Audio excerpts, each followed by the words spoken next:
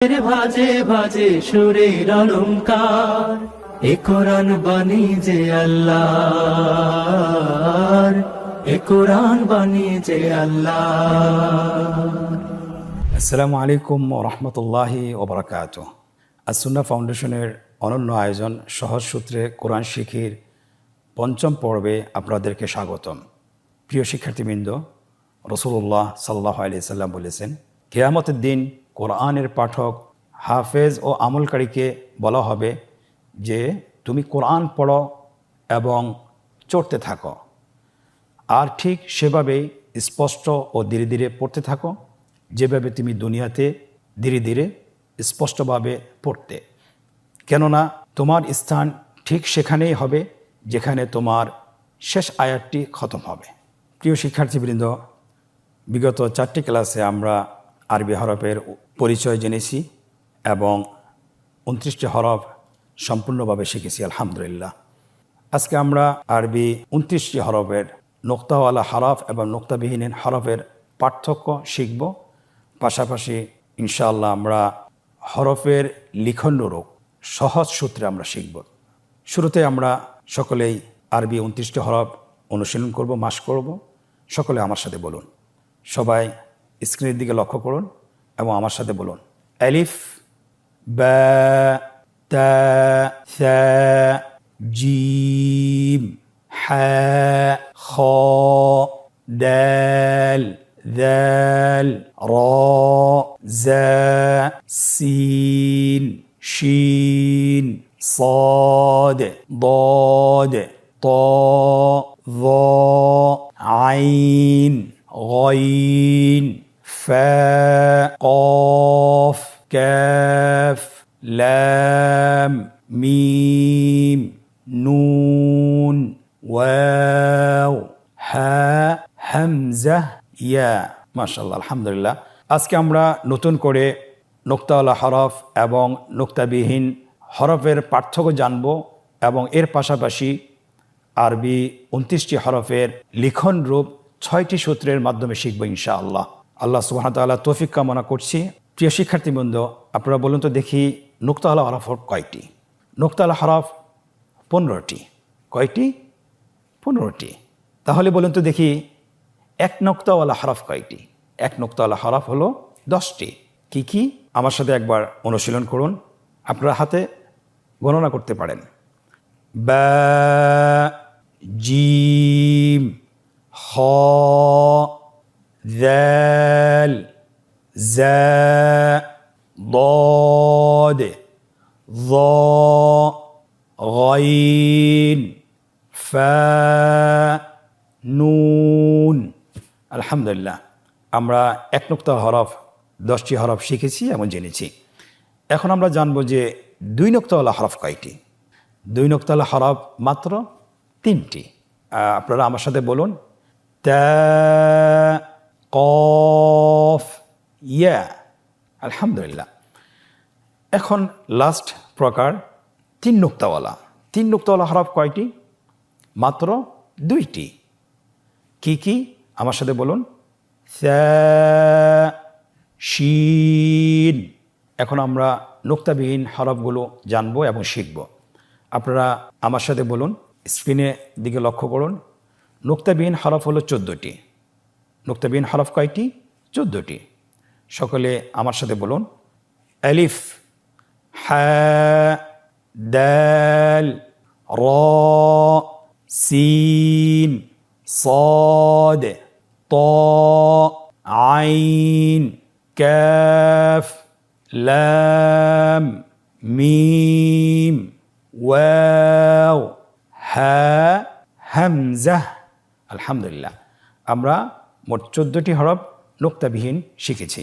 প্রিয় মুসলিম ভাই বোনেরা, এখন আমরা শিখব আরবি হরফের লিখন রূপ। কত সহজে আমরা আরবি হরফগুলো লিখতে পারি, অর্থাৎ কয়টি সূত্র শিখলে আমরা সহজে আরবি হরফগুলো লিখতে পারবো। আপনারা স্ক্রিনের দিকে লক্ষ্য করুন। প্রথমে আমরা আলিফ আকৃতিতে আমরা লিখব বোর্ডে। মোট আলিফ 5টি জায়গায় লিখব। আপনারা দেখুন, আলিফ 5টি জায়গায় লেখা হয়েছে। প্রথমটি আলিফ, দ্বিতীয় আলিফে দেখেন শুধুমাত্র আমরা এটাকে মিম বানাবো। কিভাবে বানাবো? মিমের প্রথম অংশটা আমরা সংযুক্ত করে দেব, তাহলে মিম হয়ে যাবে। এরপরে দ্বিতীয় আলিফে আসুন, সেখানে আমাদেরকে ত বানাইতে হবে।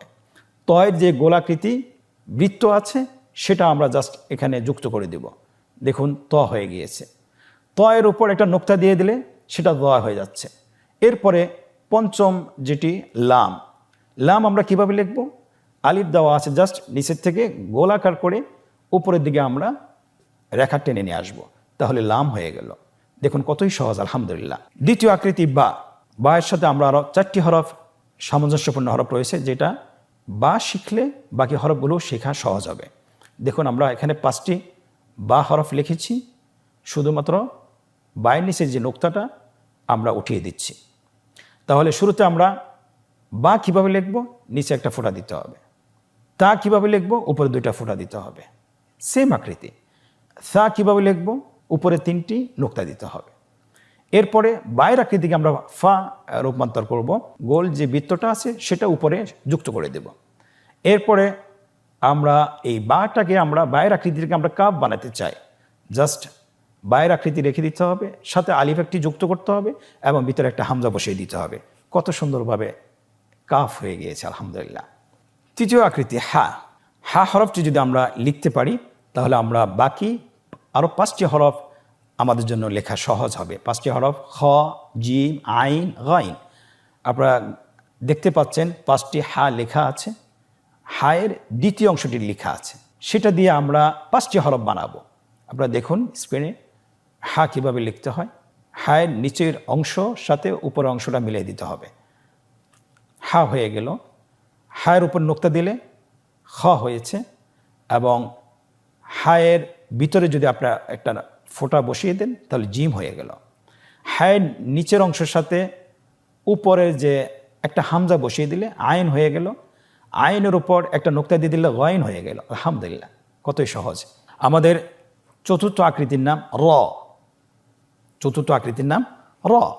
আমরা যদি র হরফটি লেখা সুন্দরভাবে লিখতে পারি তাহলে আমরা বাকি যে 4টি হরফ আছে সেটাও আমরা সহজে লিখতে পারবো। আপনারা স্ক্রিনে লক্ষ্য করুন, আমরা 5টি জায়গায় 5টি গড়ে র লিখেছি। রটা লেখা সহজ। যা কিভাবে লিখব? রয়ের উপর একটি ফোঁটা বসিয়ে দিন, যা হয়ে গেল। এবং রয়ের মাথা একটি গোলাকার অথবা গোল বৃত্ত সংযুক্ত করে দিন, দেখুন ওয়াও হয়ে গেল।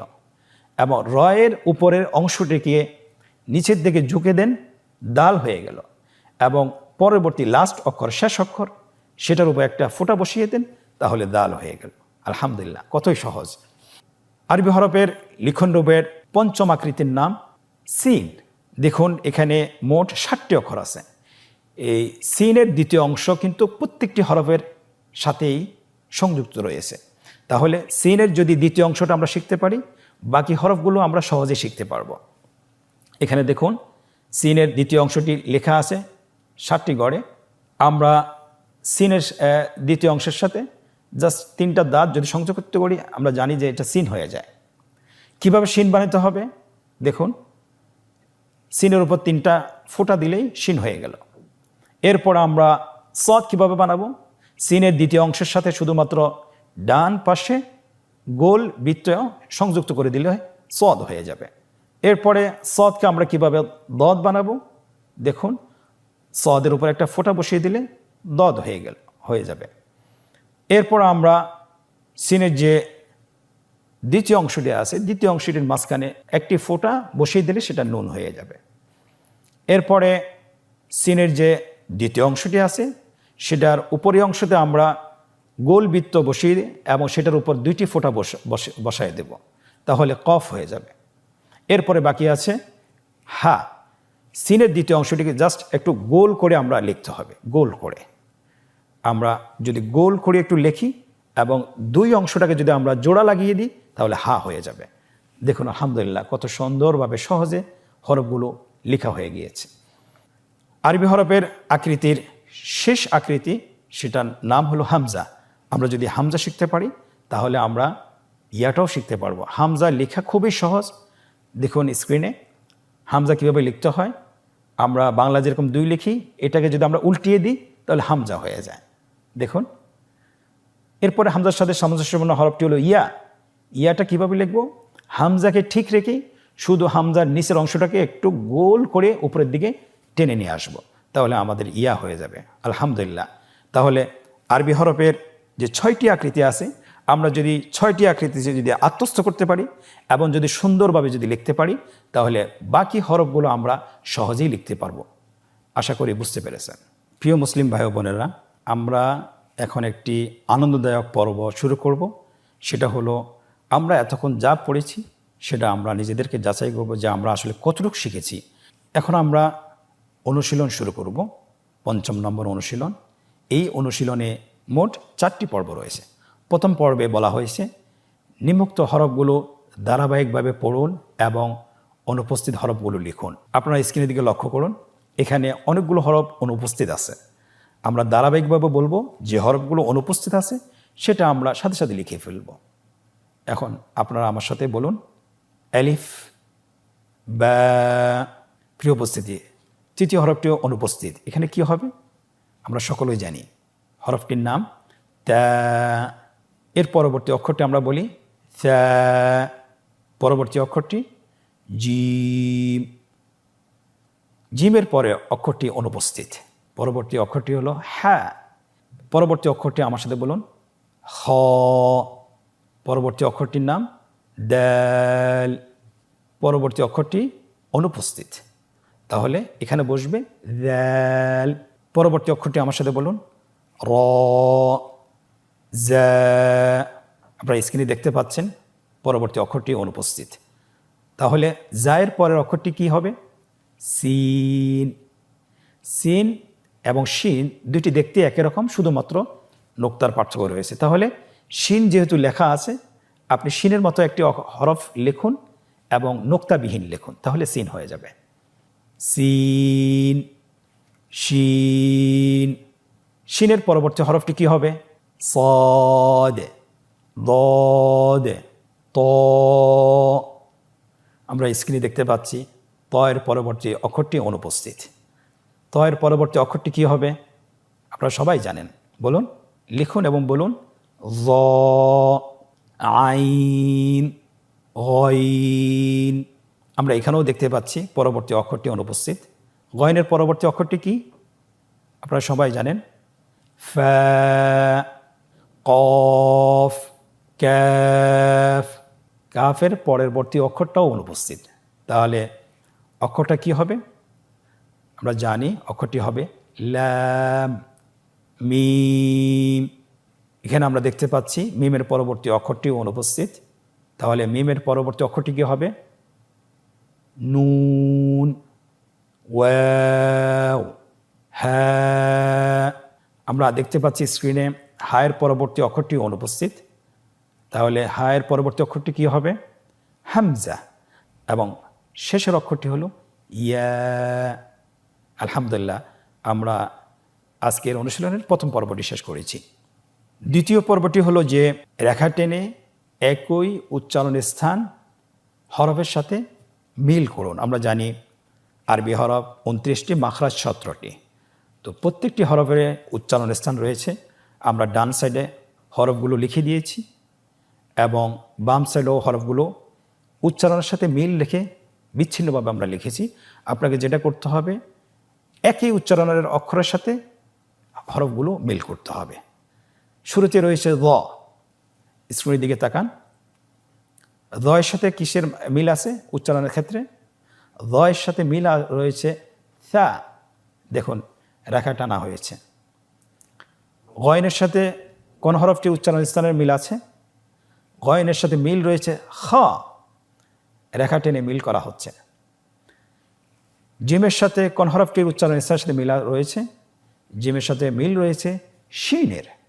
জিমকে শিনের সাথে রেখা টেনে মিল করে দেন। পরবর্তী অক্ষরটি হলো জা। জায়ের সাথে কোন হরফটির উচ্চারণ স্থানের সাথে মিল রয়েছে? জায়ের সাথে মিল রয়েছে সদ। তাহলে আপনি জাকে সদের সাথে রেখা টেনে মিল করুন। স্ক্রিনে লক্ষ্য করুন, মিল করা হয়েছে।